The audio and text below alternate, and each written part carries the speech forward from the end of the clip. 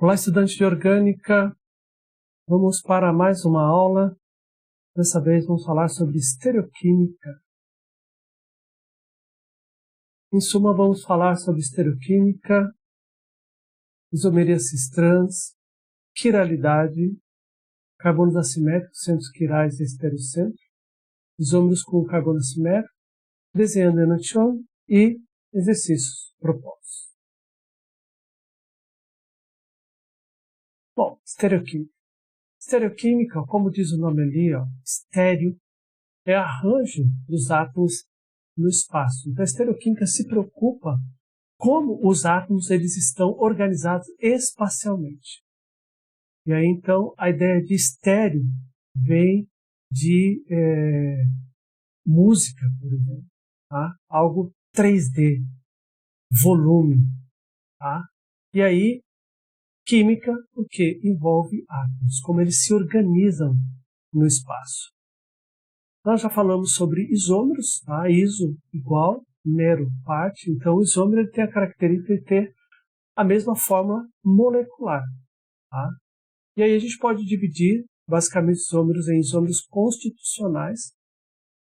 E aí, por exemplo, o pentano é um isômero constitucional do 2-metilbutano. Tá? Então, ambos ali têm a mesma forma molecular. A única coisa que muda neles é a cadeia. Um tem a cadeia linear, o outro tem a cadeia ramificada. Um clorobutano, ele é um isômero constitucional do 2-clorobutano. E a única diferença entre os dois é a posição do cloro. Tá? No passado poderia chamar aqui isomeria de cadeia, aqui isomeria de posição. Hoje a gente inclui tudo em isômeros constitucionais. E, por exemplo, o etanol é um isômero constitucional do dimetil éter, tá? E aí, nesse caso, já são funções químicas diferentes. Então, também encaixaria na ideia de isomeria de função também, que hoje a gente inclui tudo em isômeros constitucionais. Tá? A acetona é um isômero do propanal também, mudou a função química. Tá? Então, mas a forma molecular continua sendo a mesma, que seria o quê? C6, tá? O C3H6O. Aqui, C3H6O. Então, a forma molecular, se você fizer os cálculos aí, você vai verificar que esses apresentados possuem a mesma forma molecular. Por isso que são chamados isômeros. Agora, existe outra isomeria que são chamados estereoisômeros, que é o que nós vamos estar trabalhando agora com mais detalhes. Tá? Nós já vimos um tipo de estereoisômeros chamados isômeros cis-trans, ou melhor, isômeros geométricos, também conhecido como isômeros geométricos. Tá? E nós vamos ver, nesse estudo de estereoquímica, sobre os isômeros que contêm centros quirais. Tá?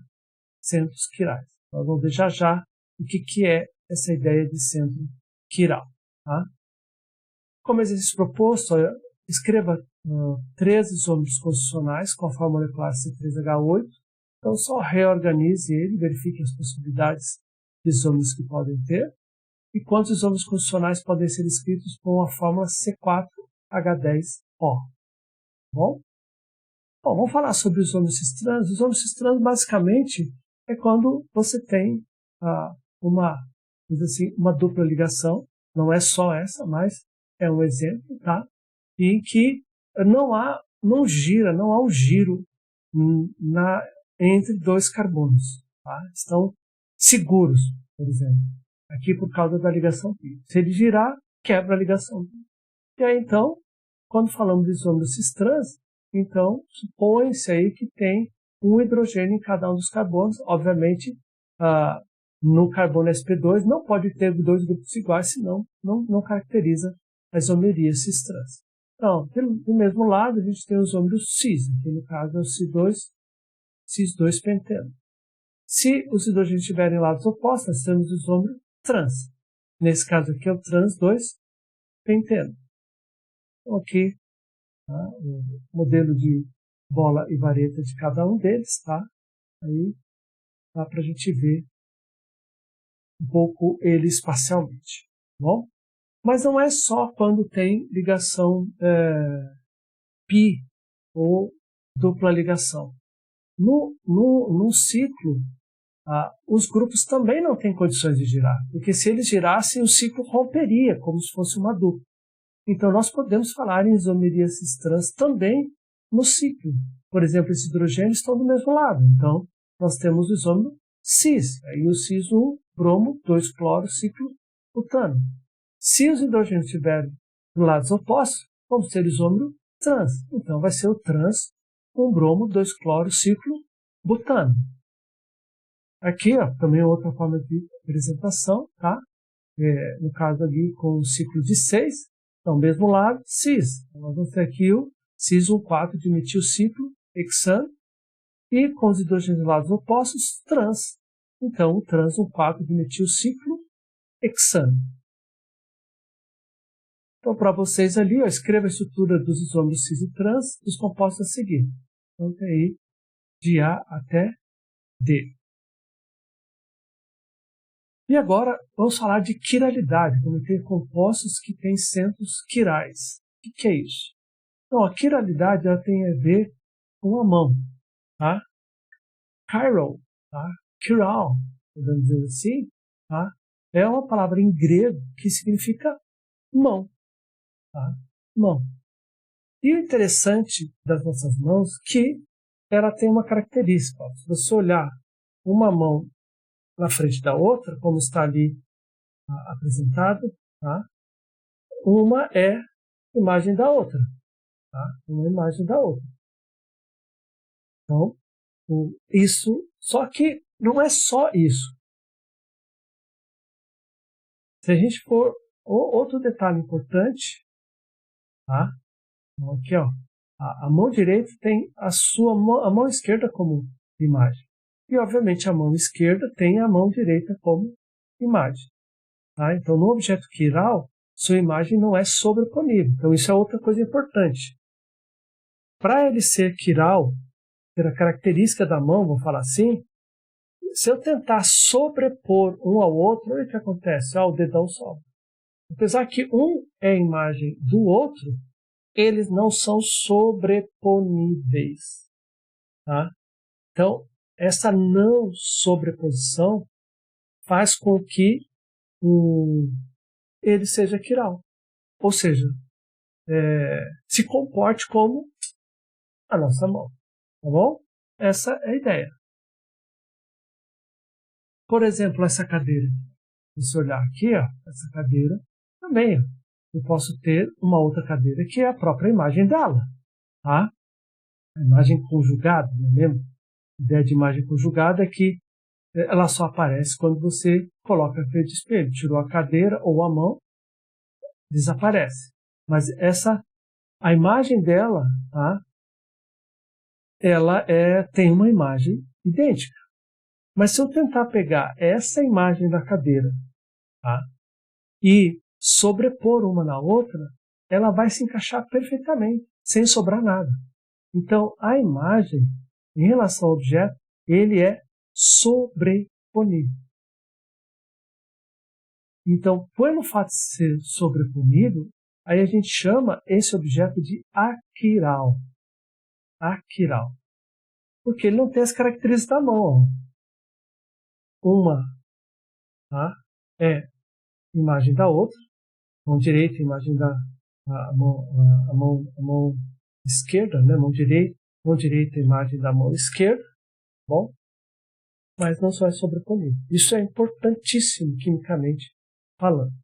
Se você tem o objeto e a sua imagem for sobreponível, aí então nós temos um composto que é aquiral, que não se comporta como a mão.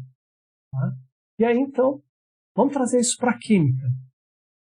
Carbonos assimétricos, centros quirais e estereocentros. Na química, quando é que a gente vai ter então uma molécula, tá? Que ela seja quiral, tá? Quando essa molécula ela tiver, tá? Aí a gente vai aplicar o carbono, ela tiver 4 ligantes, tiver um átomo com 4 ligantes, e esse átomo tiver os 4 ligantes diferentes um do outro. E aí, então, nós temos um centro quiral, tá? E aí, uma molécula quiral.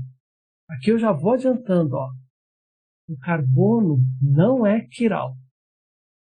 Aqui, quiral é a molécula, tá? Quando você fala que o carbono é quiral, você está dizendo que existe um carbono diferente na tabela periódica. Tem uma vaga lá para mais um carbono, tá? E não é isso. A menos que ele esteja ligado com 4 ligantes, e esses 4 ligantes sejam diferentes, como estão representados aqui pelas cores diferentes, tá? Então, ele vai ser um centro quiral. E a molécula é que vai ser quiral. Entendido? Então, ali, ó. A gente chama esse de carbono assimétrico. Tá? E falta simetria. 4 ligantes diferentes. Por exemplo, aqui, ó, 2 bromo, 2 butano. Se a gente for olhar aqui, ó, ele tem um carbono, tá, que é ligado a 4 ligantes. Quais são os ligantes? A metila, o hidrogênio, a etila e o bromo. Está até representado aqui, tá? E eles na forma de modelo de, né, modelo molecular. Vou olhar aqui, ó. Então, seria mais ou menos isso. Ó. No nosso caso aqui, tá, esse verdinho aqui é o halogênio, no caso o bromo para nós, tá? Então, o hidrogênio, aqui, ó, está ligado à metila, e aqui está ligado a CH2 e CH3, é a etila. Então, eu tenho 4 ligantes diferentes: hidrogênio, bromo, metila, etila. Tá? Então, esse representa o 2-bromo butano. Vamos seguir. Olha o 4-octanol. 4-octanol, ó, esse carbono está ligado a ele, ó, a uma hidroxila, um hidrogênio, é esse grupo, tá? Propila, e 1, 2, 3, 4, a essa butila. Então, esse é um carbono assimétrico, e essa é uma molécula quiral. E o 2,4 de metilhexano, mesma ideia, ó, que esse carbono está ligado a hidrogênio, etila, metila, e essa aqui, ó, essa isobutila, tá? Ah, professor, mas só esse? É. E esse aqui, se você olhar, ó, esse aqui tem 2 metilas, ó. E o hidrogênio e todo esse grupo aqui, ó, não interessa, porque ele, para ser um carbono assimétrico, ele precisa estar com 4 ligantes diferentes. E a gente normalmente faz isso mesmo, coloca um asterisco nos carbonos que estão ligados, que ele, como ele não está resolvido espacialmente, a gente vai ver já como é que isso funciona, então se coloca um asterisco naquele carbono. Tá? Aí, ó, para vocês, ó, quais compostos abaixo tem carbonos assimétricos? Então você vai olhar aqui os carbonos, tá, que tem 4 ligantes diferentes e indicar com um asterisco. Estamos com um carbono assimétrico. Então vamos lá começar. Então, olha lá, 2-bromo butano. Cadê? Ele tem um carbono assimétrico. Os outros carbonos não são assimétricos. Tá? Então, esses dois ali, ó, eu posso representar eles espacialmente dessa forma. Tá? Como é que a gente enxerga isso aqui? Você vai olhar aqui, ó, que as ligações, ó, em linha, elas estão no plano. Tá? E as ligações em cunha, elas estão fora do plano. A cunha preenchida, ela está para fora do plano. E a cunha tracejada, ela está fora do plano também, porém para dentro do plano. Então, nós vamos ter essa situação aqui. Deixa eu ver se esse aqui é esse aqui mesmo. Então, pode olhar aqui. Ó. Aqui representa bem. Ó. Então, nós temos aqui, estou representando, tá? Esse aqui no plano, esse aqui no plano, esse para dentro do plano e esse outro aqui para fora do plano. É isso que esse tipo de representação dá. A gente vai estudar um pouquinho com mais calma ele, tá? Mas a gente pode imaginar uma imagem dele. Então, por isso a representação do espelho. Como é que ficaria a imagem dele? Ficaria assim. A imagem dele, mesma ideia. O bromo no plano, a ligação da etila no plano, a ligação do hidrogênio para dentro do plano e a ligação com a metila para fora do plano. Então a gente vai ter essa representação aqui. Tá? Mesma ideia. Hidrogênio para frente e para dentro do plano, metila para fora do plano, etila no plano, bromo no plano. Tá? E aí, então eu posso já mostrar essa ideia de imagem.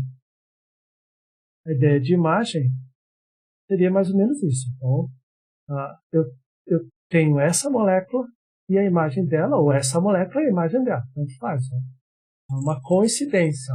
Etila, etila e a etila para trás. Tá? Então, nós temos aqui essas duas moléculas, mas elas são quirais. Elas têm o carbono assimétrico e elas são quirais. Tá? Então, esses são dois isômeros, ou estereoisômeros, se assim quiser, do 2-bromo-butano. Eles são chamados de enantiômeros. Enantio significa opostos. Tá?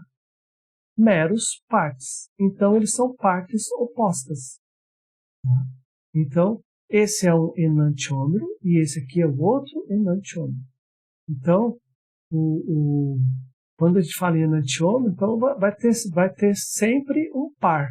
Tá? O seu objeto, a sua imagem, ou o seu objeto, a sua imagem.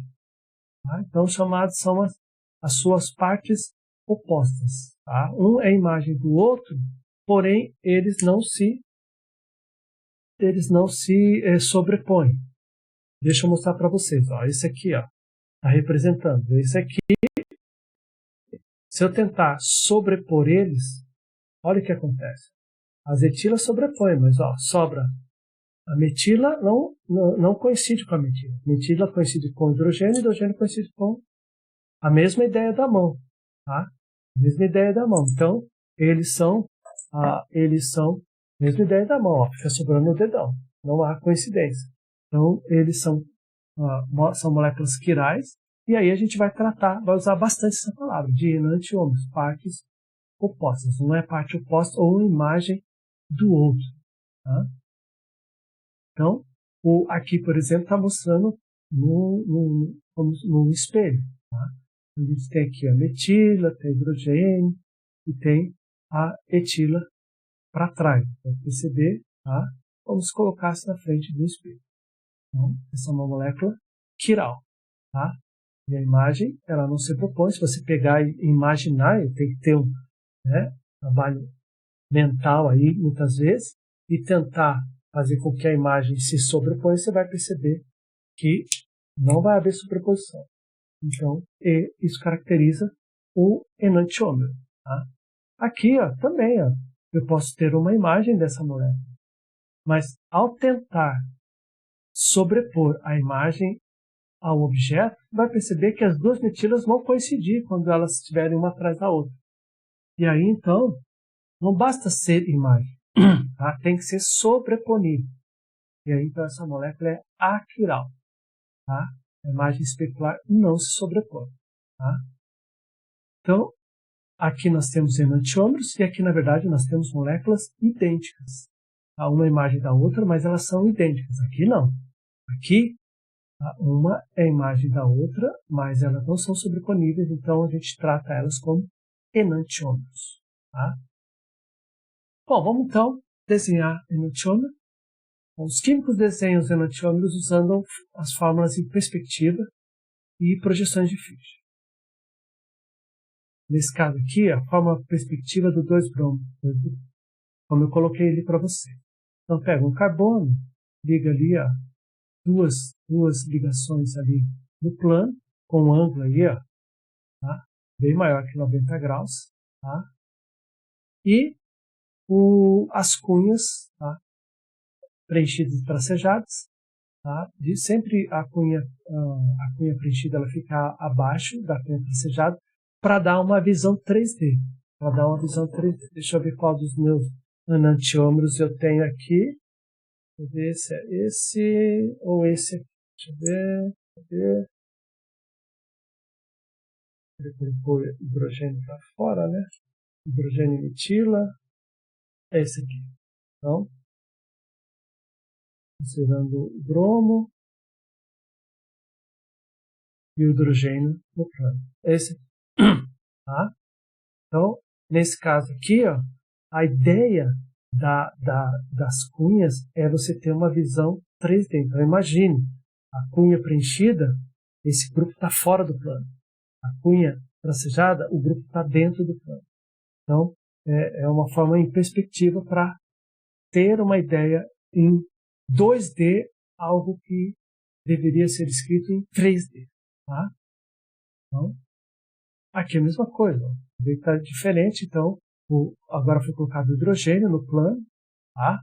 E aí, então, a gente vai ter também a sua imagem especular ou o seu enantiômero também. Tá?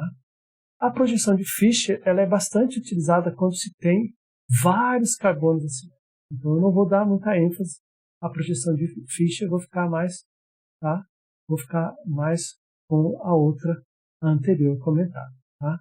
Então, ó, ela foi inventada no final do século XVII, e aí, então, você tem duas linhas cruzadas, tá? Em que, no cruzamento, é o carbono assimétrico. E aí, então, se coloca os grupos em torno, tá? Ligados ali, que é o carbono, né? Ele tem que ser teta substituído para ser um carbono assimétrico. Então, o carbono assimétrico é representado pela intersecção ali das linhas. As linhas horizontais indicam que os ligandes estão projetados para fora do plano. Então, seria mais ou menos assim. Ó. Por exemplo, esse aqui, o bromo, né? Bromo. Então, mais ou menos isso aqui. Ó. Você tem aqui a linha.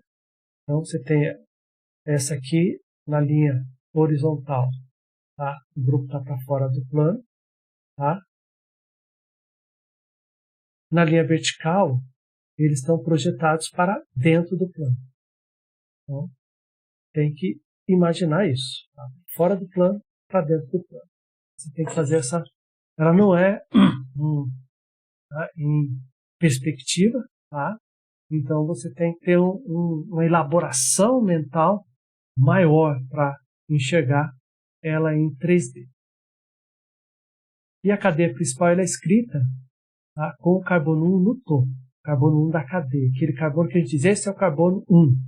Tá? Na cadeia, obrigatoriamente, por conta de regras, tá? Das regras ali do processo sistemático de nomenclatura, e aí, então ele vai para o topo da cadeia. E aí a estrutura, ela somente pode ser movida num plano, num ângulo de 180 graus. Senão perde-se todo, assim, a projeção de Fischer. Ela passa a não ter mais sentido. Por exemplo, girar ela um ângulo de 90 graus, perdeu o sentido da projeção de Fischer. Tá? Então, esses carbonos, tá, em que nós temos aí a chamada estereoisomeria, seja isomeria geométrica, tá, ou os enantiômeros, eles são estereocentros. Tá, são chamados de estereocentros. Então, aqui, por exemplo, o carbono assimétrico é o estereocentro. Agora, aqui, tá, os carbonos sp2 é o estereocentro, conforme, por exemplo, no isômero cis. E aqui, o carbono sp3 do ciclo, os carbonos sp3 e sp3 do ciclo, que são só os estereocentros. Tá? Então, são centros estéricos, estereocentros da lamina. Uma coisa importante é se eu mudar dois grupos ou átomos, obtém-se o outro enantiômero. Por exemplo, se eu jogar esse hidrogênio para baixo e essa metila para cima, o isômero cis passa para o isômero trans. É fácil de ver. Se eu pegar esse hidrogênio jogar para cima e o cloro para baixo, então vai ter esse de isômero cis passa a ser isômero trans. Tá? Se fizer uma segunda mudança, aí se obtém-se o enantiômero de origem ou, né, o isômero geométrico de origem. Então eu vim para cá, fiz a mudança. Esse hidrogênio foi para lá, a etila foi para cima. Trans. Aí esse hidrogênio vem para cá, essa metila vem para cima, volta a ser cis. Tá? Então, essa ideia de essa mudança, então, mudando dois grupos no estereocentro, você tem ou outro isômero geométrico ou outro enantiômero, no caso de carbono assimétrico. Depois a gente vai ver isso com mais calma. Desenhe cada enantiômero dos seguintes compostos usando a forma de perspectiva e as projeções de Fischer. Então, nossa referência, Paula Bruce, volume 1. Verdade, correto, Laster. Obrigado pela atenção em holandês. Soli, Gil, Glória.